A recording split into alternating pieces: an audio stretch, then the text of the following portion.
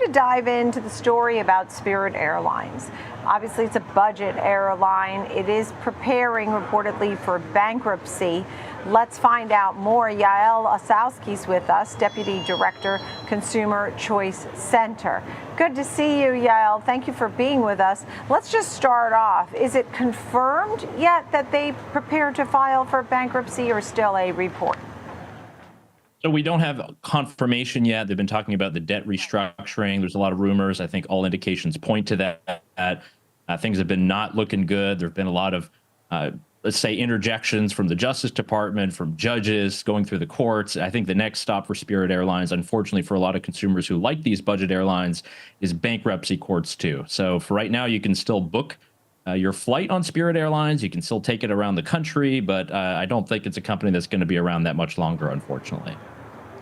Well, maybe. I mean, you know that this particular administration was not too friendly to mergers and acquisitions. If they can hang on until the new administration comes in, theoretically, maybe that tie-up with Frontier or JetBlue could happen. What's the likelihood of that? Yeah, I mean, that it's going to have to be a pretty big lifeline. The last deal was $3.8 billion. This is the attempt by JetBlue to buy this out. Biden administration was not favorable to this. They made the argument that if you had JetBlue buying up Spirit, it would essentially be a kind of monopoly for the budget airlines. It would drive up prices. Really, what we saw after a judge agreed with that assessment is that the company could no longer afford to continue operating its business. So that means that consumers have even fewer budget airline options. I wish we had many more. There are many things we'd like to see there, but I really think in the next few months, even though we know that the Trump administration might shake things up, I don't think it's going to be enough to give a lifeline to this company. They did note that they did get an extension to December 1st, right? And they had, I think it was $1 billion lifeline. They've been cutting costs. They've been doing layoffs. They sold, I think, 23 planes, maybe more, in order to stay afloat. You know, the difference is that, do we really have a budget type airline in the United States of America? No, not really. And you tell me, and do we need one? I mean, I think we definitely need one. Consumers want to travel cheaply. You know, it shouldn't cost, upwards of $300 or $400 to fly between Florida and New York. There are a good number of budget airlines that do operate throughout the U.S. They're mostly in between smaller airports. You have a lot of regional airports, up in Connecticut or out in the regions of North Carolina. So there are airlines that exist and do basically fill up every single time, but they're really dependent on being able to charge baggage fees, being able to have people book various seats. And realistically, the regulatory environment that they exist in is just very difficult. We don't have a competitive environment like they do in Europe. We have cabotage laws that are very strict, that don't allow any foreign airliners to come into our domestic airspace and serve different ports. So there's a lot of regulatory changes that I think we should have in order to do that. Perhaps that's something that Elon Musk and the whole DOJ crew can perhaps look into. But we do have a small market. It's very region-based, and there are a few of these airlines that do exist. Unfortunately, with Spirit really consolidating, I'm not sure how many more of those options are going to exist. You talked about the cabotage laws and that regulators should look at repealing those laws. In fact, saying that Norwegian Airlines was hoping for that, which would allow foreign airplanes to run some domestic routes here. Is that right? Absolutely. They did this in the European Union. It's one reason why you have things like Ryanair and EasyJet and Wizz Air. You have the ability of a foreign-owned airline to go between domestic routes. And unfortunately, we've had laws in the books really since the 1920s. And if you look at ships, it's the same with the Jones Act.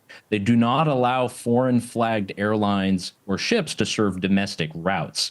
That means if you have a Norwegian Air flight or you have Lufthansa and they want to come to New York and then go on to Los Angeles, they're not able to do that. It has to be an American-owned airline.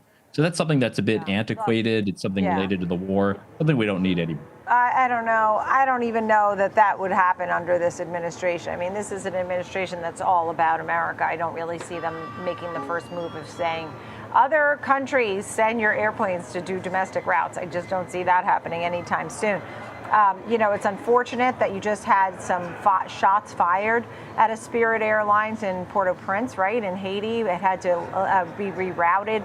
That was unfortunate. Spirit has been a great airline. I've been on it. I thought it was pretty great.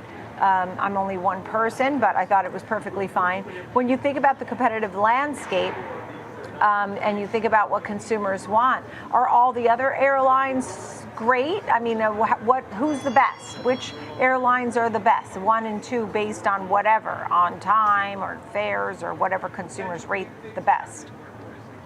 Well, obviously, business travelers, it's whatever is in your various, airline alliance where you can get points. But I think for people who are just taking vacations or who don't fly that often, it really is just whichever one is the cheapest. And sometimes it's Frontier or Spirit, or sometimes it's JetBlue. A lot of times it depends on your region, what hub you might have, whether in Atlanta or Charlotte or New York. And I think we just want to have a lot more competition there. And I know the Biden administration has talked about it incessantly. They put out this deal to try to stop this merger because they thought that would increase competition. We just know that's not the case. We have to lower the barriers. Look at Europe. They actually have a lot of private airports. Most of our airports in the U.S. are owned by various Yeah. local governments. There's an area where we could maybe have some more competition too.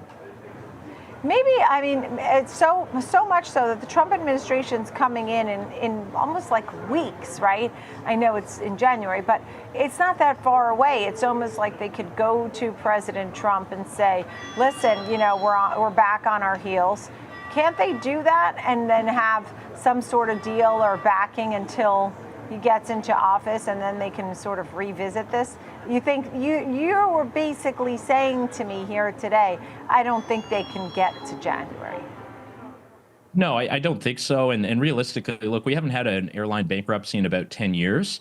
And it's just not something that we should be having the government try to intervene in. We know it's only going to get worse. We know there's going to be all kind of different inadequacies. There's going to be a lot of overspending. It's very good that they're trying to cut their budgets, trying to figure out how they can allocate staff. But going hand in hand to the government and asking for, some time or some relief, it's just not something that's going to invite a lot of confidence in the sector, and definitely not in the company. So I think, yeah, they got to get competitive. They got to do something really quickly. Who knows what will happen in a few months? But again, airline travel is Yeah. something that we all use. We all want to have better. And look, shareholders are left with almost next to nothing. Year to date, it's down 93%, right? And so what happens to the shareholders, or what are consumers saying there?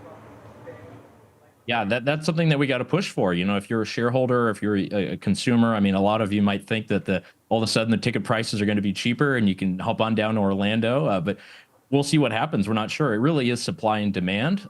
Post-COVID, most of the airlines actually did pretty well. With energy prices also going down, and this is the Trump administration has promised this.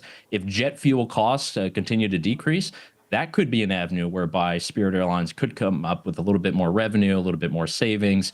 There could be a lifeline there. But again, really hard if you're looking at this company. I think they might have some creative deals up their sleeves, but can't really know. That's all behind the curtains for now.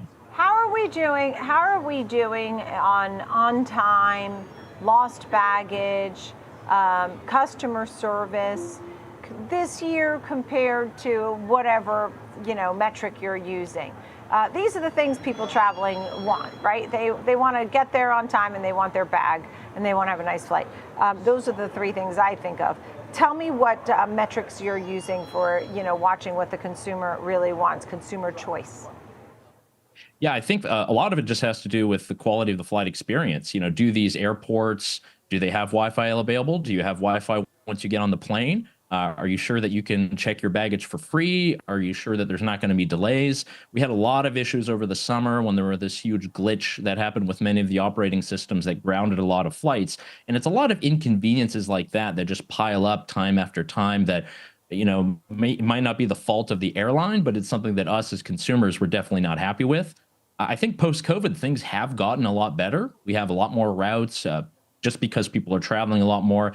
Tickets have gone down a bit, but you've had inflation as well at the same time. And that really has been tough. And a lot of those prices are very sticky. And that's why you got to have some kind of competitive edge. You got to have some kind of changes. Again, these low cost carriers, no frills airlines, a lot more of them are popping up. I think that is something that we could look at, and even on the stock market too.